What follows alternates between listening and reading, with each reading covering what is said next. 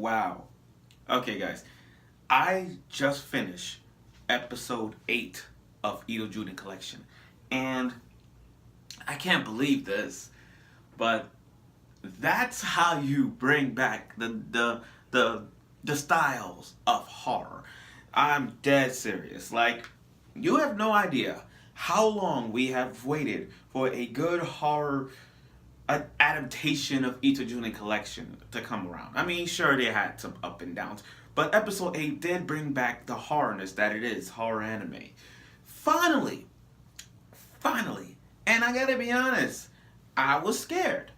Not scared in a high scared thing, more like holy shit type scared. I was jump scared for this. And I gotta be honest, it was. I mean, the part was, two stories bent on trying to bring back the horrorness, and I'm gonna keep saying horror because it is. They brought it back. And I gotta say, it was really great. The first half of the story was on our ancestors. It was just the ancestor one. And the creepiness was this girl named Risa who lost all her memories. Don't even remember who she is. Don't remember how she got engaged to this crazy ass boy and meeting their father. And I gotta say, the first act was so scary that this giant ass centipede opened the door. So imagine yourself this, open the door slowly.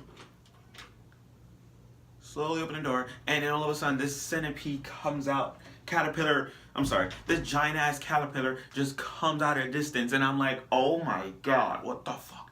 And the way how it's zooming in the face of it, it was damn right scary. In fact, hold on, let me just put this up right here because this is one of those times I gotta put this up because damn, that got me off guard, and I'm sure some of y'all have been. But let me just go. I gotta play this part again. That part was freaking good, and I gotta say it was. It got most people jump scared, and I know some of y'all must have like freaked the freak out on this. Hold on, I gotta do this. Look how that. Hold on, just go back a bit. I'm gonna go back a bit a little more because y'all didn't see this. I was jump scared when I first saw this. Look at this carefully. Open the door slowly, and then this creepy ass thing just came out of it. I was scared. Like I zoomed in. I'm like, holy shit! Yo, I'm dead serious. It's creepy out. Like, look at this. How many of you didn't freak out when you first saw this up close? You're like that. But how many of you did not get freaked out at that? I was. Seeing how it zoomed in the face of me, I was shocked. I was scared of it. Now that's a good one. That's a good one. Now, moving on. She met her father, so she met the guy's father, and he's a creepy dude. He walks like Voldo. You know how Voldo in Soul Calibur is? He got that little walk that he does with his arms and legs down. So, and you know how Voldo in Soul Calibur is flexible, the walking thing. And the way how the father, he comes out half open, you didn't see nothing on his head. And I'm like, oh shit, this guy's fucking scary.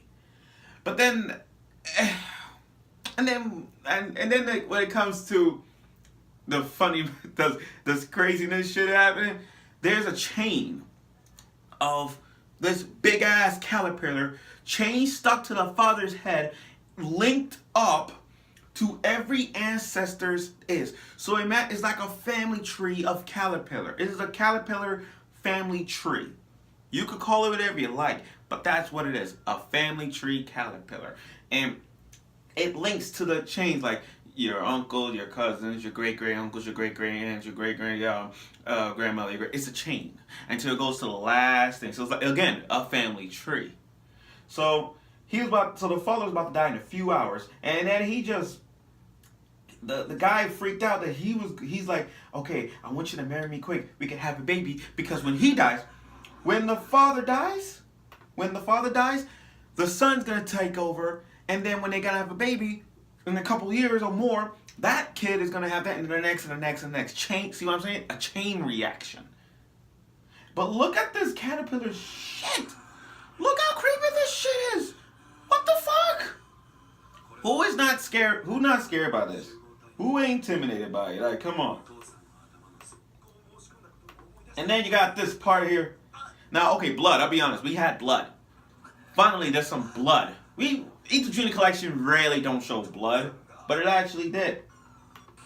So when the dad dies, look at this. I'm sorry, from a snake thing, it looked like anacondas a little bit. It was more like anacondas to me. It was. It was. So look, head come off. The boy injected the little centipede wiretap thing on his head, and he was gonna get her. He possessed they control him. And the thing about this part is that they controlling them. Every ancestor is telling the next generation of the kid, of the boy, tell him, get her so we can have a wedding. Let's get married. And she was trying to run away, but then it's kind of like a wake-up call because she lost. Oh, I like to go back. How's this guy run? Because I got to say, that was freaking cool. But creepy at the same time. Look how this person run. Look at this. I got to be honest, it was creepy. Look at that. Are you freaking kidding me? Say, Risa. And then she lost it. She literally lost it. Like she snapped. There's nothing you could do. It's like she gave up on hope. Now they're gonna have a baby, and then when that father dies, in a more years to come, that kid is gonna die. So I was like, damn, what a way to go. Now the circus. Okay, the circus is one of the creepiest things right now. The circus is dominated, right? Because it's like circus comes in town, and everybody think they're like a live performance, but they're not. It's just straight up wake up call. And the thing about this, look at this. Hold on. Let me look at this. Circus comes to town, right? He hurt himself in the head. Everybody think it's funny. Because they think it's they think it's a trick. And I'm like, wow. No one not seeing this? No one is not seeing the fact that they're dead?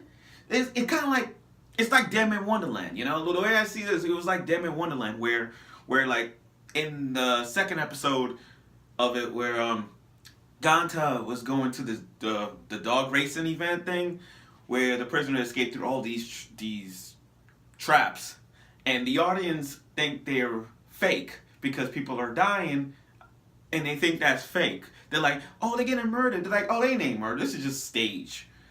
And Ganta survived all of it. You know what I mean? But the audience think they're staged. So in the circus thing, everybody who's getting killed in every act of performance, they freaking die. And their souls go to the ringmaster, this old walrus looking guy. But anyway, like I said, every act they die. I mean, every act they do, no matter if it's a lion taming thing, a trapeze thing, or whatever, they freaking die. And I'm like, the audience is not seeing this? Like, they're deaf? Like, there's blood on the floor. They think it's stage. These audience are so fucking stupid. I don't know why. But if you guys would have seen a knife in the head, throw a knife in the chest, or if someone falling from a tight rope, you guys are gonna sit down and say, oh, that's just stage. No, they're not. That's real. But anyway, is he doing it? Look at this. Whoa. They laughing. They think it's real. And I'm like, wow, everybody's so freaking. And then you got this one girl who knows the situation, but why can't she run away? I'm like, okay, this main girl, she's a trapeze artist. She's walking on tightrope, but why is she not escaping through the reality that the ringmaster is doing? No one don't see it. But, and throughout the acts here, wait, before I say this, shout out to all the circus performers who risking their lives performing for us. I gotta say, you guys are doing a tremendous job out there performing. But anyway, this part, in this act, no matter what act they do, like a human rocket or lion tamer, they get eaten, they get blown up, they get hit in the head. They don't see it. And then all of a sudden, this last act, where this guy named Mario is gonna jump, is gonna do a little trapeze artist, you know, where they do the flips and in the air. She telling her I love you and all that stuff. And explaining the ringmaster's reasons, what he's capable of, but he did it anyway. And the rope just instantly break? No, that wasn't by stage prop. That was the ringmaster's doing.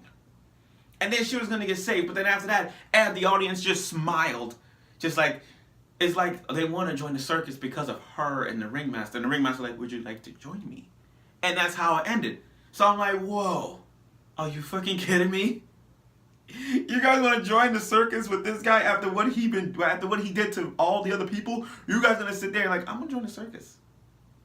No, that's not how it works. So, I gotta say, episode 8 just brings back the nostalgics of horror right now. Like, I'm not saying it's a B, I give it a C. Because, right, at least they doing something, at least they trying to bring it back. And I appreciate episode 8 for doing that. It was a really good show. A really good episode and a really good dynamic structure of horror, but that was really good. I can't even, like, I know there's some up and downs with Each Junior Collection, but episode 8 just try to bring it back, and I applaud for that. So good job on that. But tune in next week for episode 9 of Each Junior Collection. We're almost done with this series, the manga adaptation, so let's make sure that we get more of it as we go along from the continuations of it. As long as we get more good ones like this, I'm pretty sure we get it. So tune in next week.